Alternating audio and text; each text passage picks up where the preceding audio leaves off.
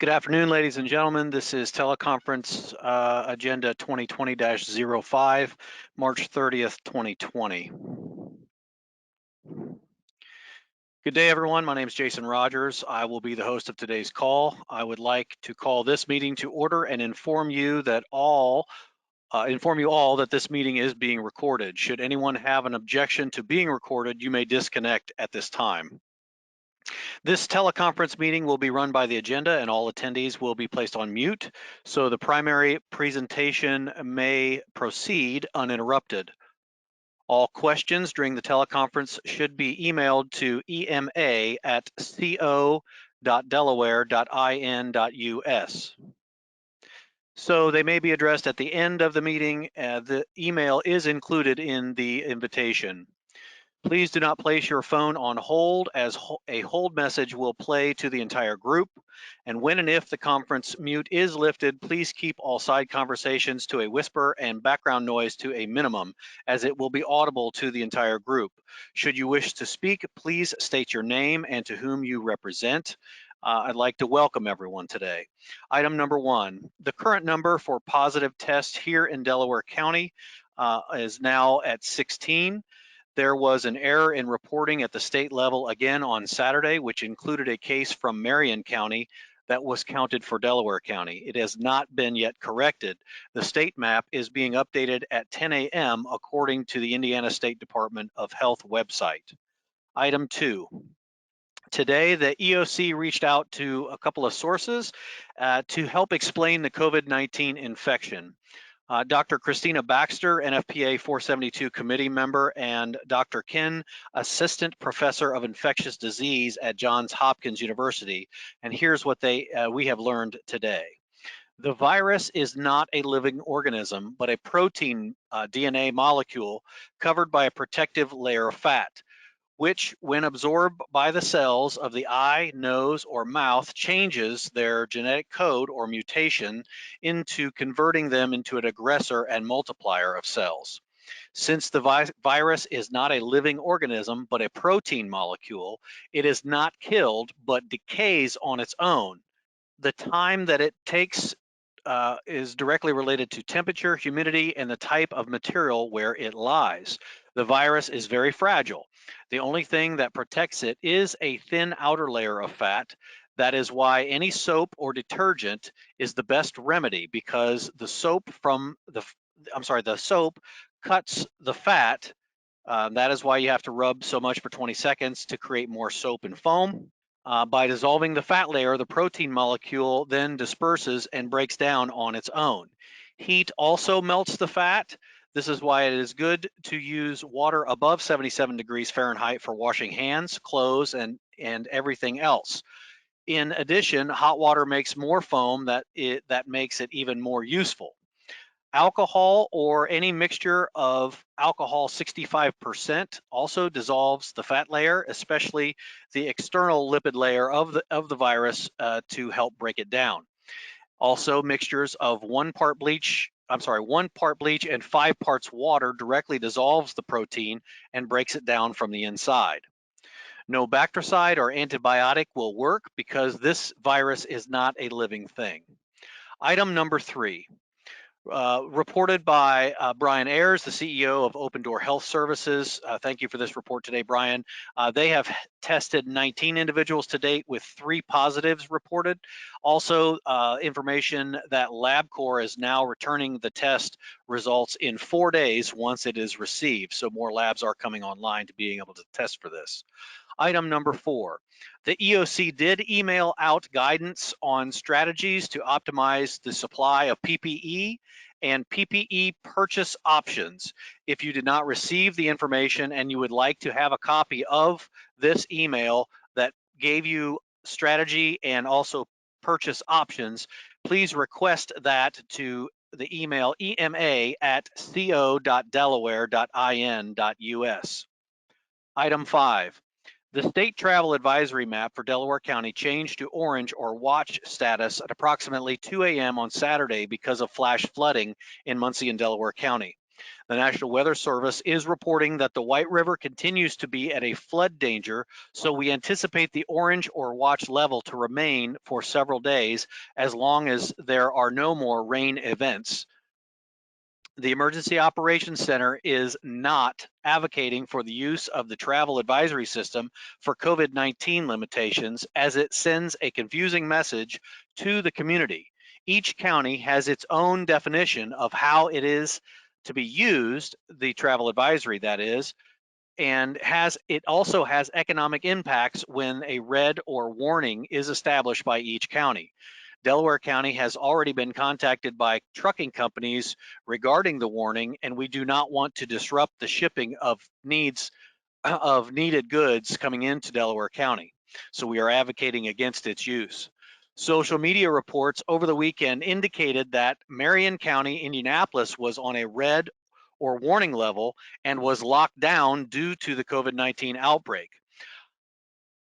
I reached out to the Marion County EMA director, Dennis Peters, and he described the intent as, quote, more subtle reminders that the travel should be for essential services only, per the governor and the Indianapolis mayor's proclamation.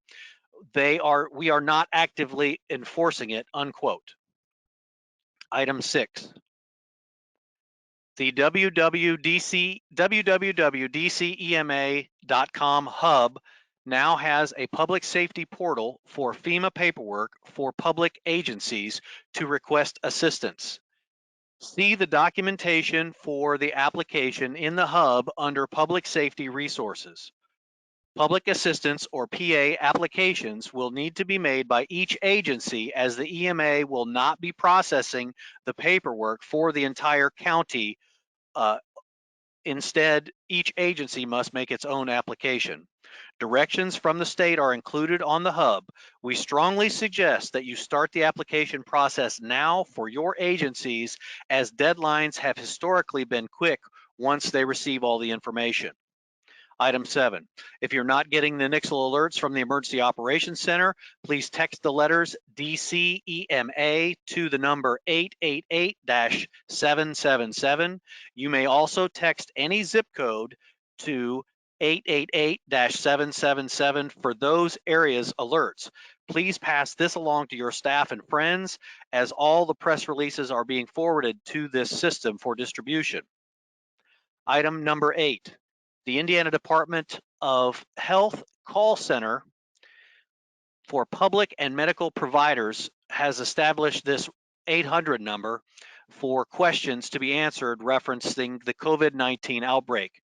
That number is 1-877-826-001. Again, the toll-free number for public and medical provider questions from the Indiana State Department of Health is 1-877-826-001.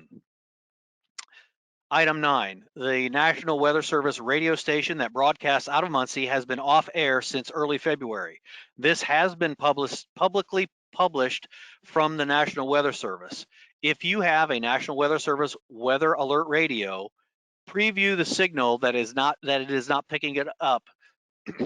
It will still have audio, and you must manually pick up a different frequency location, such as the Marion broadcast at 162.450, or the Indianapolis weather frequency at 162.550.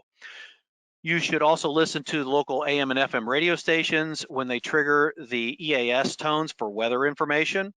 This map on the National Weather Service also shows the National Weather Service radio transmitter as out of service on frequency 162.425.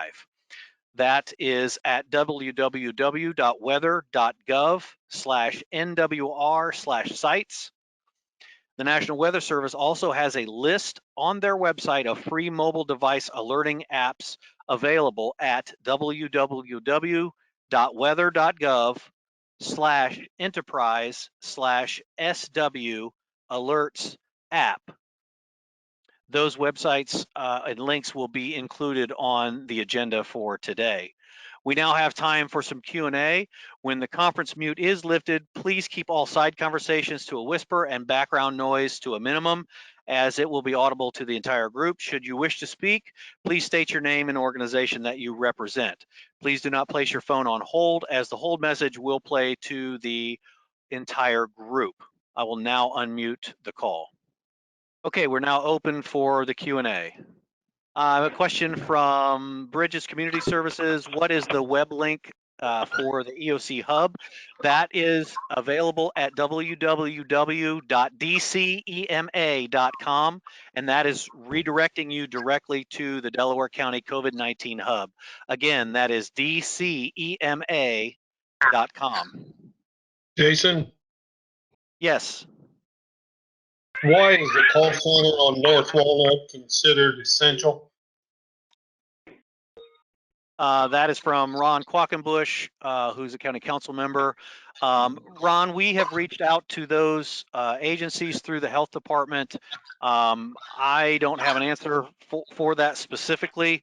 I know that Director Jamie Bain and the health officer are trying to address those call centers and different places that are considering themselves as essential, but we also believe that the governor's proclamation is also enforceable. So there is an 800 number for those questions on the hub, and if you want to also for those to be enforced, there is an 800 number for the state police that can answer those questions. At this time, the EOC is just passing that information along for enforcement. Do you have those 800 numbers? I do. They're available on the hub, and if you'll give me just a minute, I will give them to you. The 800 number should be directed, the governor's executive order. All inquiries should be directed to this number, 1-877-826-0011. Also, I have the number for enforcement as 1-800-527-4752. I also have a toll-free number for the Indiana State Department of Health as 1-800-382-9480, and a telephone number for the Indiana State Department of Health Environmental Public Health as area code 317-233-7173. Do that one again. 317 233-7173, 317-233-7173. That is the environmental public health sector of the Indiana State Department of Health. 233-7173. Correct. Got it. Thank you. You're welcome.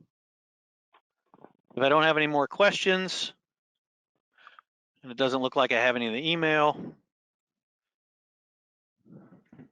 the call has been muted for closure. Thank you for joining the conference call today. The next call update will be emailed and announced to your email. If you would like to have anyone added to the list to receive the emails, please send that request to ema@co.delaware.in.us.